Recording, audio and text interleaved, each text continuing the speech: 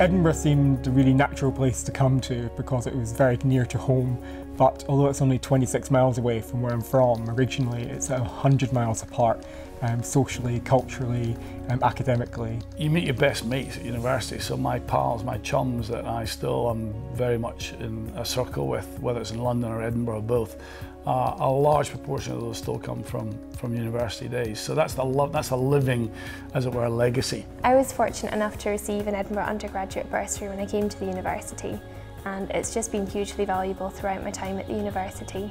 When I speak to people, I say, oh, I work in a physics department and it's in a place called the James Clerk Maxwell building. And well, okay, you can't get much better than that. I was the first person in my family to graduate from university, and I know find that my mother and father were very proud of that. The sense of pride in their faces when they came down for my graduation was obvious. I wrote off to them, set out my circumstances, and I was so lucky they agreed to pay my fees, because that was an absolute life changer for me.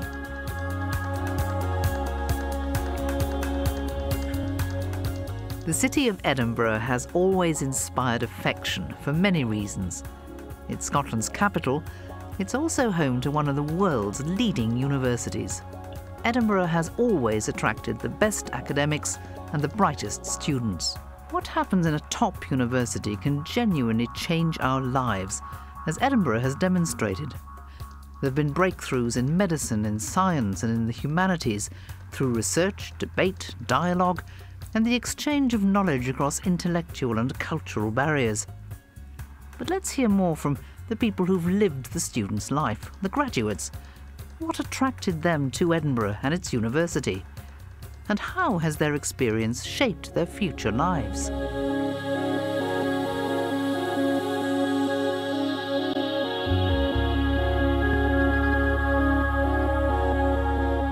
Well, first of all, the reputation of the university, which is very, very strong in geology, and also it's the home of geology, Scotland. Some of the great early work was done here, and exemplary lecturers, and the field trips. You can actually see some of these classic locations right here in the city, so that was amazing. Choosing to study at Edinburgh was it was so culturally rich. You know, I'd grown up reading about Edinburgh, from Greyfriars Bobby to Premier Miss Jean Brodie to Burke and Hare. So it always had this mystique, you know, and when I was in my late teens starting to read Ian Rankin, so it was so great coming to a city and being able to study in a city that just already had so much history and in it, and being actually part of that. I chose Edinburgh University as I knew Edinburgh quite well. It's got a really good reputation, you know, one of the best universities in the country, particularly for medicine, and it's a beautiful city to kind of live and study in. I grew up on a council estate on the edge of Hull. We were encouraged at school to look at universities which were far enough away from home so that we didn't spend every weekend travelling home. And I looked at all the courses which looked interesting outside the 100-mile radius, and Edinburgh was one of them, and they accepted me. The key thing for me was I wanted to get to a residential situation, and in reading law, of the 8 universities then only 5 had a law department, and Edinburgh was clearly the best. The high quality sporting facilities was definitely a consideration of mine when I chose Edinburgh. It has a great performance programme, a very large gym, tons of facilities, and a very wide range of sports.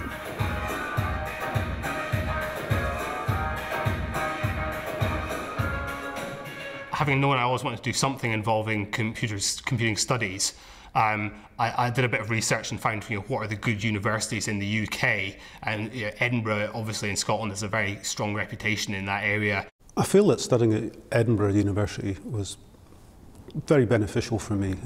The university itself has a long history. Many famous people studied here. And to be able to say that you got your degree at Edinburgh University, I always felt very proud to be able to do that. I made this decision to come and study at Edinburgh because I came under the influence of 2 very good friends of mine who were practicing dentists in Lebanon, and both had qualified in Edinburgh. Plus the fact that Edinburgh had a good reputation. Well, I left the Highlands. I concluded my secondary education in Invergordon, And I knew fine I wanted to be a police officer, so I came straight down to Edinburgh to join Edinburgh City Police in 1972. At that time I wasn't interested in attending university, but as I progressed in my police career, I realised that I wanted to prove to myself that I could do that. So I started working towards studying at university, and the police offered at that time a programme where they would support university study. I'm actually from Edinburgh originally, and when I was applying to university I knew I wanted to stay in a Scottish city. And I just love Edinburgh. There's so much going on, there's always something to do. You've got the Fringe Festival in the summer as well, which is such a great time of year to be here. Many of the young men and women who arrive at university are coming straight from school, having left home for the first time. So their new lives are all about growth, both intellectual and personal. For many of them, this will be the time of their lives. The big thing that I was involved in while I was here, outside of my classwork and things, was the University Canoe Club, which is a very active club. I learned to kayak actually while I was at school, but in coming here, being a little bit further north and having the ability to travel around Scotland to do some fairly serious, difficult whitewater kayaking was really a massive opportunity.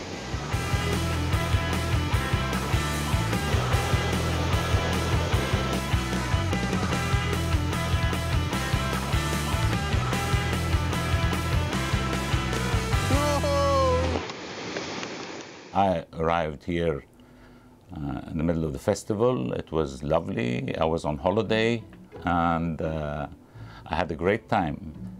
The thrill of discovery, the thrill of being on my own as a 21-year-old young man was quite exciting, I must say. There was a lot happening then, you know, Freshers Week, the people you meet, the activities. The fun was the, I think the headline really. And I remember being at the Lord Provost's party in the assembly rooms during my first year. And part of the entertainment was these Scottish country dancers came along and performed. And one of them grabbed me off the side and let me join the dance, very clumsily I did, but then, at 21 you don't care much. And I became very fond of it, obviously, the whole culture, the dancing, and I took a lot of it with me back home. In fact, I bought a kilt here, and I took it back to Lebanon.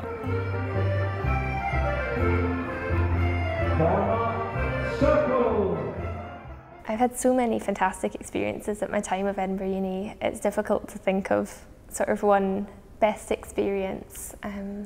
I was lucky enough in February time to get to go down to Buckingham Palace as part of the bursaries group, and we got to go for a dinner there and meet some of the people and the big contributors towards bursary, which was an amazing experience that I'll never forget. Slightly surreal having dinner in Buckingham Palace. My favourite experience from studying at Edinburgh University is probably meeting patients on the wards, getting to know about their lives and sort of being a part of their hospital experience. And particularly recently I've been working on the labour ward, and delivering my first baby on the labour ward is probably the most amazing experience I've had at medical school, and it's something I'll always remember. It's quite an emotional experience and amazing to be part of that child coming into the world and that woman's experience of being in hospital. The standout event for me was the university rugby tour to Brazil in 1986. And of course you asked the question, why did we go to Brazil? And of course the obvious answer is because they don't play rugby, because we thought we might win all our matches, which of course we did. But the point about the story is that there was a squad of 30 students who self-organised this trip. We were a self-regulated club. We didn't have, as it were, adults or professors or teachers around us. We had to arrange these things ourselves. That involved a lot of planning, a lot of fundraising, and there was a great sense of satisfaction when departing for that tour. But that was lifelong memories, playing beach volleyball in the Copacabana and going to the Rio Grand Prix, and wonderful times. And I think what that says is university is what you make it. I mean, this is a blank piece of paper. There's no one standing over you telling you what to do, the opportunity is for you to go and seek out what you're passionate about, what you're good at, and then have a rip-roaring great time. And I think that's what university can offer you, over and above, obviously, the academic bedrock, which is, of course, why you're there. So, what Edinburgh graduates remember is the thrill and challenge of learning from some of the world's leading lecturers, and also, of course, in this town and gown environment, enjoying the array of things to do, places to go and people to meet, influences and relationships that last well beyond their years at university. The most outstanding aspect of the course was the attitude. I find the approach, the human side of it, the compassionate side of it, the service aspect of dentistry rather than it being a luxury, and the ethics behind that was something I got here. And I'm very, very grateful for that. During the second and third years of the astrophysics course, one of the lecturers that we received tuition from was Peter Higgs, who has become a bit of a celebrity scientist nowadays. That was probably unfair to use the word awesome for him, because I don't think it's the sort of thing he would like. But it was a whole new level. I don't think I could ever aspire to be that level of understanding of things. What I did have at Edinburgh was some really quite inspirational lecturers, and some of them I still think about now. Tom McGlue, who's a professor in sociology and who's, I understand, no longer in the sociology department, but just had this wonderfully rich experience and background academically and professionally in sociology, and who really, you'd go to these lectures and it wasn't dry and it wasn't dull, it was actually full of anecdotes and stories of his research that he'd done over the last 30 years. And that was what I found really astonishing, is that you weren't just reading papers of people who had written a journal article, you were getting to meet these people who had written the journal articles and them sharing their knowledge and expertise and with you in that kind of thriving environment. And that was quite exciting as well. The appeal of studying at a university like Edinburgh is the breadth of opportunity that a 4-year degree allows, providing the student with a chance to sample a wide and diverse range of disciplines before specialising in the final years of study. There is, and always has been at Edinburgh, a strong ethos of studying a subject because it interests you, not simply because it will provide you with a particular job or career at the end of it. Some students, of course, do want to enter the traditional professions, such as law or medicine, and so take vocational degrees. Others study for the simple pleasure of probing deeper into a subject about which they're fascinated. From an institution the size of Edinburgh, graduates go on to fulfil a huge variety of ambitions. Whatever they choose to do, there is a consensus that their time as a University of Edinburgh student has a profound influence on their futures. Well, it's interesting because I do feel that when I went to London in 1987, which was actually a bit of a fluke because I had finished my degree, I then did the interregnum year, which was the diploma year. And at that point, I worked out I did not want to become a practicing lawyer. That was when the penny dropped. I didn't want to do this. And that could have been a problem, but the timing was fortuitous because Big Bang and deregulation had occurred in 1986, and there were now jobs in the city, in institutions and banks which had previously been the preserve only of Oxbridge graduates. So that was a wonderful, exciting time, and I was determined to be part of that. What I do remember very much is in going down to London, where I knew one person before I got there, so it was on the one hand a daunting experience, but on the other hand, it was a tremendously uplifting experience because I was confident in one thing, I guess, more than anything else, which is I had been well educated. And perhaps there's this slightly Scottish sort of maybe lad of parts, call it what you want, or hail fellow well met. One suitcase and a letter and a job letter is enough to, and a map of the underground is enough to get you started in London. And there was definitely that feeling of confidence about the education I'd received. And then, of course, the other thing that occurred to me quite quickly is within the city environment, which is quite a high-powered environment, there was a great deal of respect for Edinburgh University. And that, again, gave one further confidence that despite the fact this was a new and untested environment, I could do well and be successful there. After graduating from Edinburgh University, I went to RAF College Cranwell, where I trained to be an officer. in the Royal Air Force. Subsequent to that, I then moved up to RAF Finningley to train as a navigator, which lasted just short of 2 years. After I'd finished that training, I was then posted to Lossiemouth to learn to operate Buccaneer aircraft. And that was slightly over an hour from where my parents lived, so join the Air Force and see the world.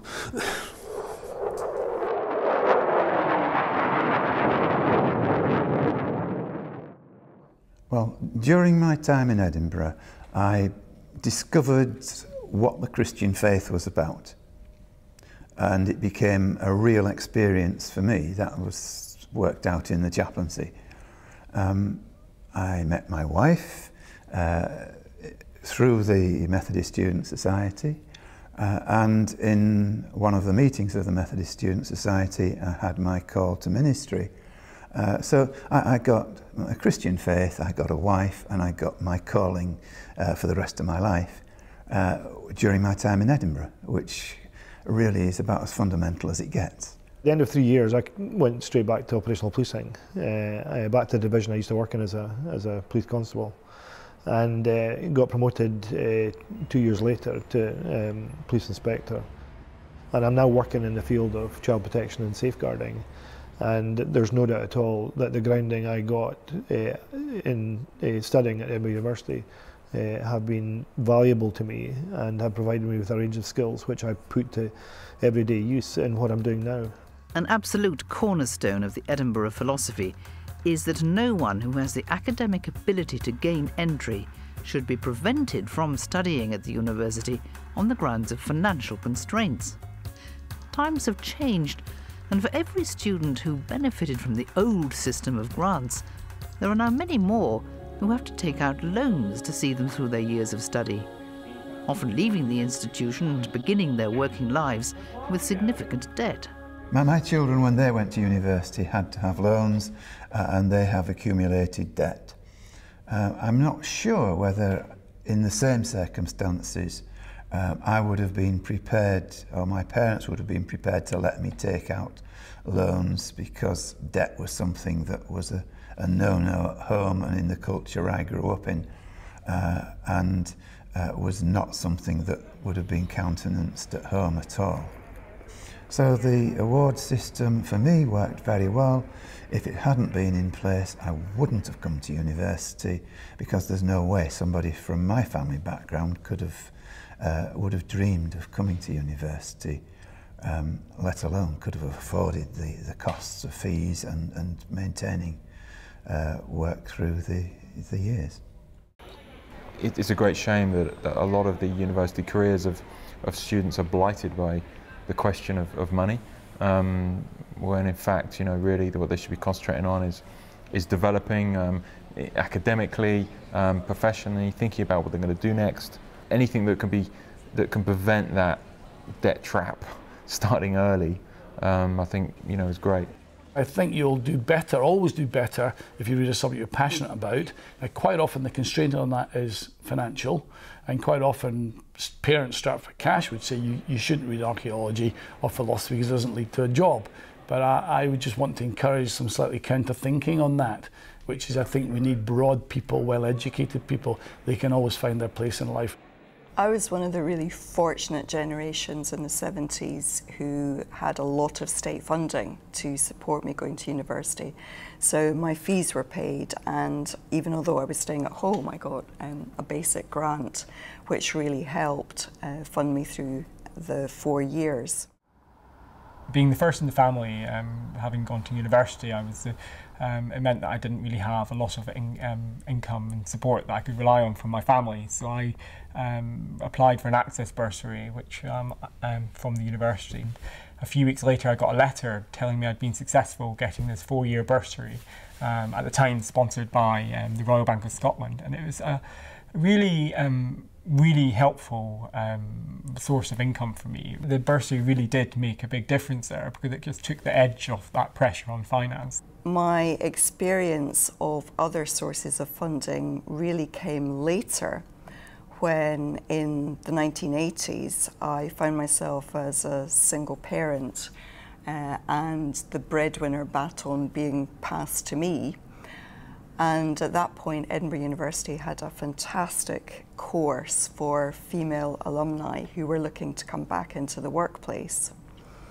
As a result of going on that course, I decided to convert my history degree into a chartered accountant qualification.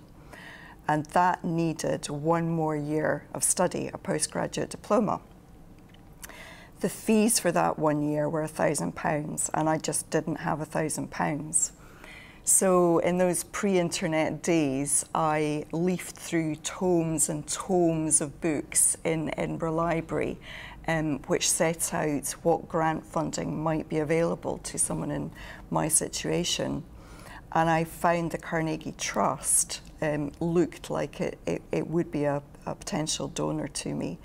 I wrote off to them, set out my circumstances, and I was so lucky they agreed to pay my fees, because that was an absolute life changer for me. Now I have created a successful career. There are points where I've been the only female finance director in the FTSE 100 group of companies. I'm deputy president of the Scottish Chartered Accountant Institute, and all of that could be traced back to that donation of £1,000 from Carnegie Trust. The University of Edinburgh offers the most comprehensive bursary package within the UK for people on the lowest household incomes. Everyone we've heard from today agrees that financial help has been vital in the form of a loan or a bursary to allow gifted students to focus attention on their studies. And where does the money come from? What the University of Edinburgh finds is that many of those who have received go on to become those who give, to the benefit of future generations of students who come to enjoy Edinburgh's unique character, and to the subsequent benefit of the world beyond. This university, this city shaped my life in many ways, and it was time to show some recognition and gratitude. For me, in giving money to the university, my feeling was that in backing bright university graduates, they will then go out into the world, and rather like a pebble in the pond, they'll create their own ripples, and that will flow out into the wider society, and they will leave their own legacy. It is very important to recognize the contribution an institution makes to your life. And as I grew older, you know, my affection for the university grew, and I've always felt in the back of my mind that I owe a huge debt of gratitude to the university. We're trying to target young people, bright young people, who are on the cusp of making a decision whether to come or not to come. They're capable of being here, they're bright enough, they're now making a financial decision, and it'd be a shame to lose that talent on the basis of financial resources only, and so these bursaries could make the difference. My own experience of receiving a bursary, a donation from the Carnegie Trust, was such a positive impact on my life and on my children's lives. And one of the clauses that I have put into my bursary agreements, which is not contractually binding, but what you might say is morally binding, which is to say to each of those recipients that if they go out and have a successful career and do well for themselves, they should feel some moral obligation to pass the benefit back down the line. The benefit they receive from me, they should then pass to the next generation, and they should set up their own bursary schemes. And that way we would then end up with a much greater pool of bursaries. It's definitely something I would love to do, just to give someone else like myself a chance to get through university, get their qualification and get their feet on the career ladder. I'd love to, once I'm working and in a position to give back to the university, donate towards other students like myself, towards bursaries. It's something that's been hugely valuable to me, and I'm really grateful to all the people that do give towards the bursaries. Once I'd established my career and had some money that I could give back, I've chosen to set up a bursary for someone in a similar situation, either a man or a woman who has responsibilities for childcare but is really keen to come to study at Edinburgh University. Doesn't matter what subject. I'm now lucky enough to have a successful practice, and lucky enough now to have some disposable income, something I can do and attempt to repay for all the goodness I got out of the university here. I think it's only right. I think by providing money to a bursary or to a cause like this, you know, you might not kind of necessarily see it as helping an individual, but actually I've been individually helped to kind of get a better life basically by someone donating this money. And now that I'm a doctor, hopefully I'm going to go on to help other people both through my career, and you know, eventually one day I'll hope to give back to the bursary as well. I feel that the use of bursaries in the current financial times, you can never calculate just how much they might pay back. There are all sorts of people who come out of university, some of whom will maybe never use their degree, but will contribute to society, will contribute to industry, and you never know which one is going to turn into the next Peter Higgs. There'll be somebody somewhere who might not ever get a chance to go to university because they can't afford to. And it could make or change their life or even the whole country by them getting that chance.